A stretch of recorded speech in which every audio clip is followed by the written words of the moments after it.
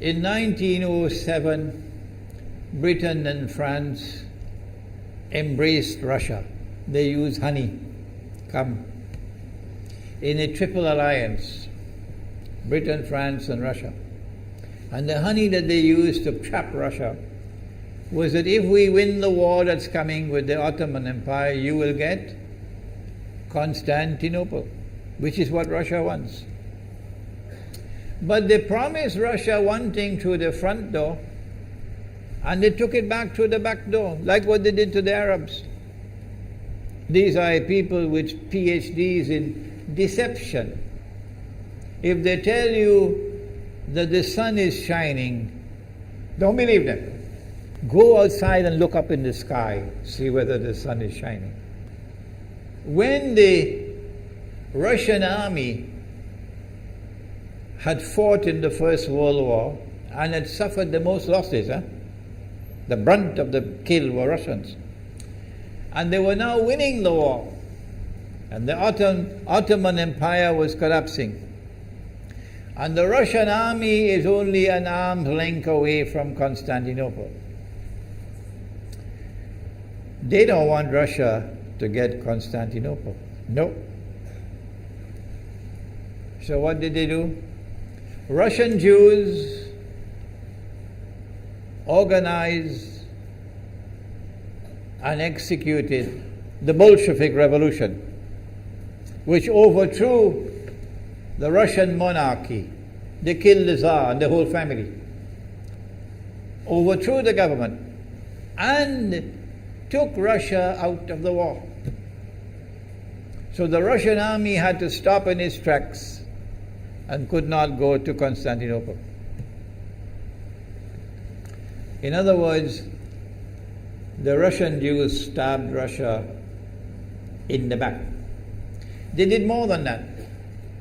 They brought communism. Communism is not Russian. These dum-dums don't understand that. Communism was created to destroy Russia.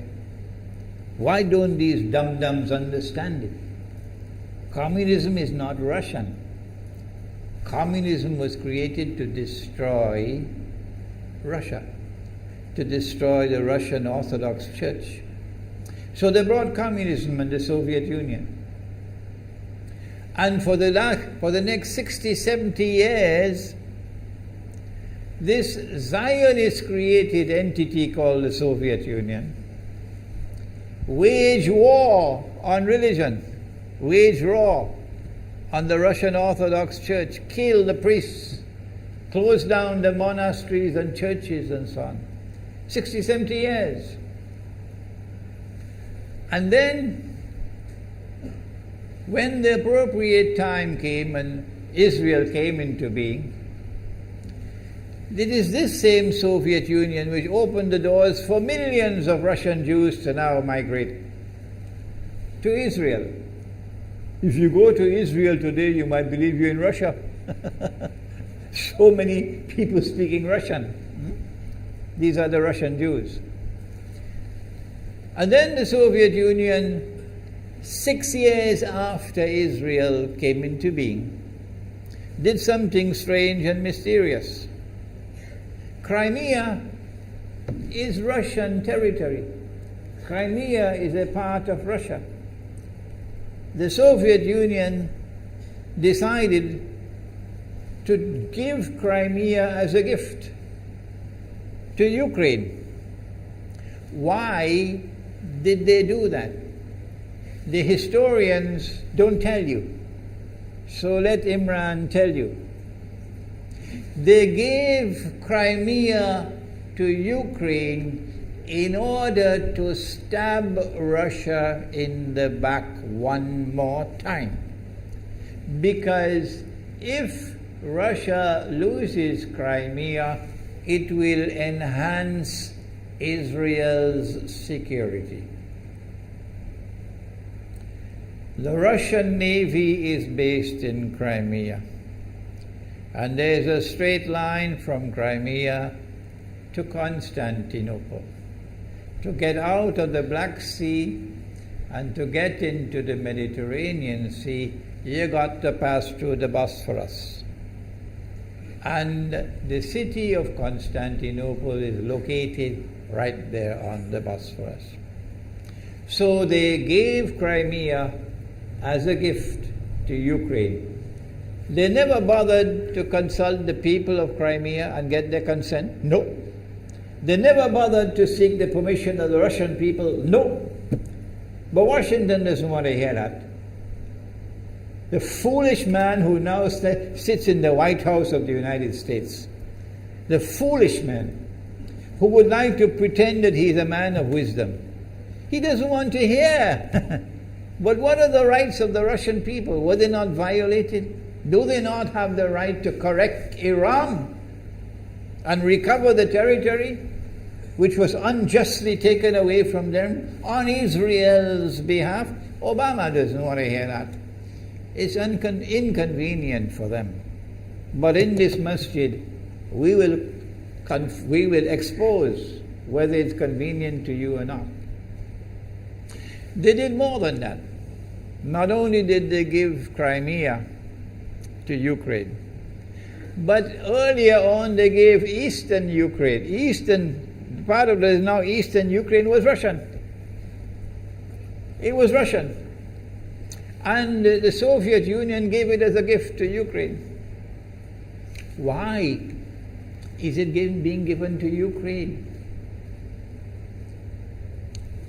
Answer is that when the proper moment comes, the same people who brought the Soviet Union into being now have a method by which they can cause it to collapse.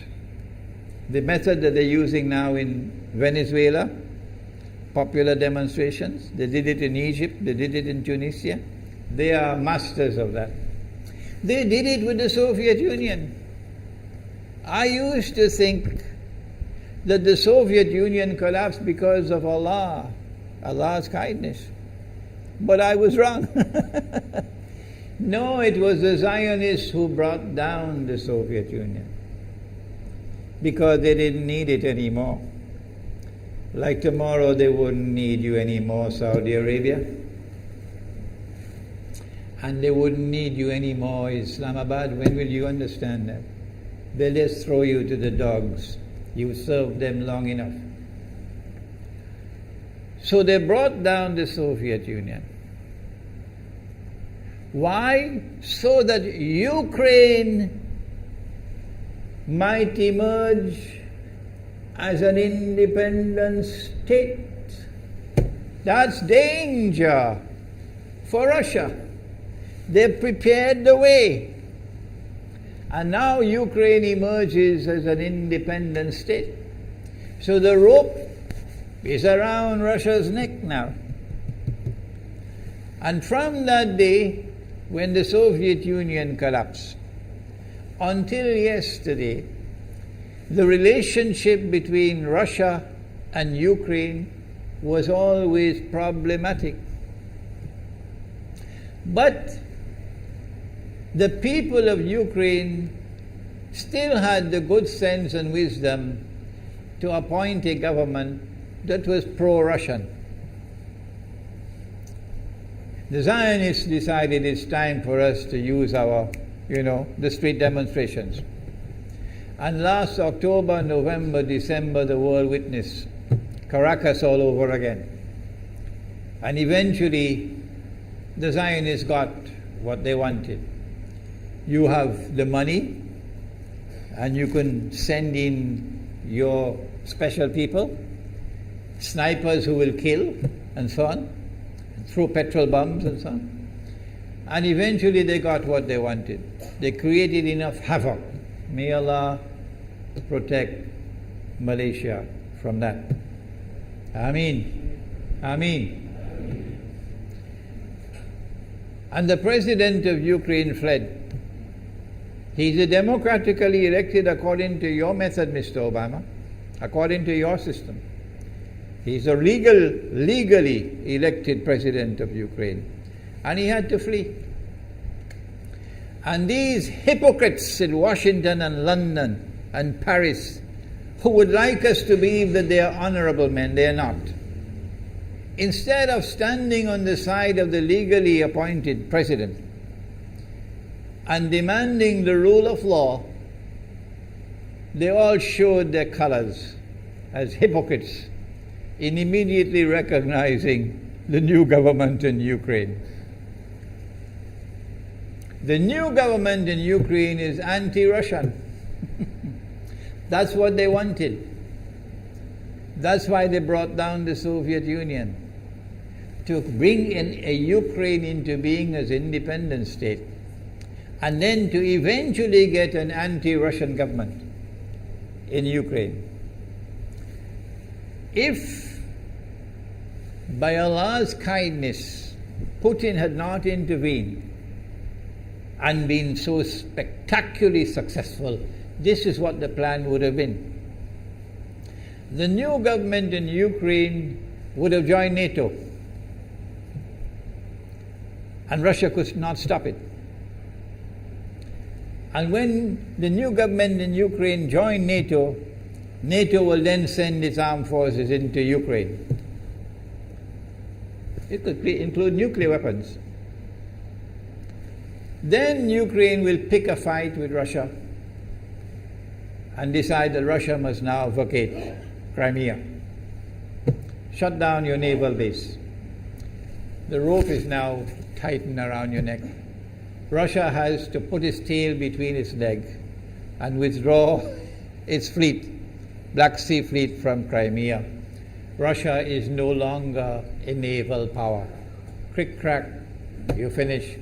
And Israel will celebrate. That was the master plan. But Allah planned, and Allah's plan was successful. And it is time for the Muslim world to recognize and to see, I cannot influence governments, so what can I do? Don't bother, you waste your time with governments. But the people can understand that this was Allah's plan. They planned, the enemy planned for so long, and at the last moment Allah intervened. And Putin was able to get the people of Crimea to vote in a referendum. And they voted 90-something% in favor of returning to Russia. They were a part of Russia, and they want to return to Russia. So Putin was successful in delivering to the Zionist movement the first defeat it has ever suffered, significant defeat, in the more than 100 years since the Zionist movement was established. If that is not a sign from Allah, it's time for you to wake up. Putin is now succeeding in eastern Ukraine as well, because they're barking like dogs in Washington and London and Paris. Barking. It is Russia which is doing it. It is Russia which is doing it in eastern Ukraine. Oh, but when the Ukrainian government send the Ukrainian armed forces into eastern Ukraine, they don't want to fight. They say, we will not fight our own people. They refuse to fight. So the only way that the government of Ukraine could now stamp down the insurrection, the popular resistance in eastern Ukraine, is by calling on Washington, come and send your Marines. And then what will Putin do? The Russian armed forces are amassed on the Ukrainian border. So the Ukrainian soldiers are refusing to fight their own people for two reasons. Number one, why should we do your dirty work for you? We're not going to fight our own people. That's not what soldiers are for. And number two, if we make the mistake of using guns on these Russian-speaking Ukrainians, what will the Russian army do to us tomorrow? And they have already said, Putin has already said, we are going to intervene to defend our people. He's already said it plainly. The writing is on the wall. Putin has won a victory in Crimea.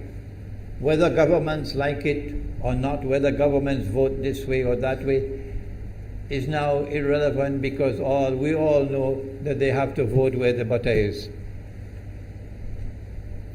Putin is on his road to a second victory in Ukraine. And they can't take defeat after defeat. So the writing is on the wall. Exactly as Nabi Muhammad alayhi salatu wasalam has said, that we are now moving towards the Malhama. How long will it take? I don't know, and you don't know. But the Malhama is coming.